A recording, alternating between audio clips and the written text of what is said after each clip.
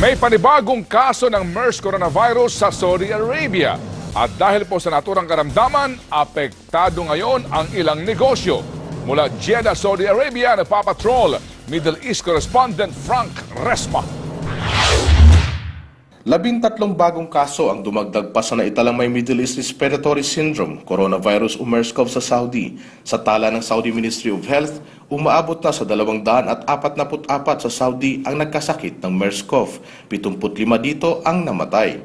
Sa takot dahil sa patuloy na pagdami ng kaso ng MERS-CoV, maging mga negosyo sa Jeddah, apektado na.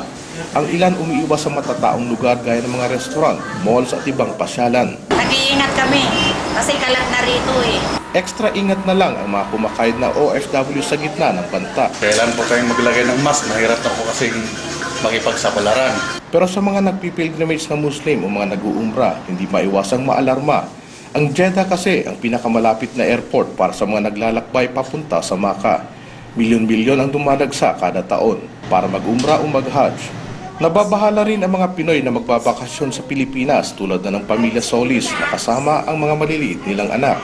Kailangan maging careful din kami kasi hindi naman natin alam kung sino yung mga makakasakay natin doon. Pwedeng lahat healthy tayo pero may posibilidad din na may makasabay tayo na posibleng carrier siya ng virus. Sa UAE, nakauwi na mula sa ospital ang 3 Pinoy na unang na-diagnose na may MERS-CoV. Matapos ideklara ng Health Authority Abu Dhabi o HAAD na negatibo na sila sa virus. Sa ngayon may 10 pang nakakwarantin kabilang ang 2 pang Pinoy. Medyo nakahinga naman ng maluwag ang mga Pinoy sa Dubai. Nagpapasalamat po ako kasi naligtas po yung mga biktima.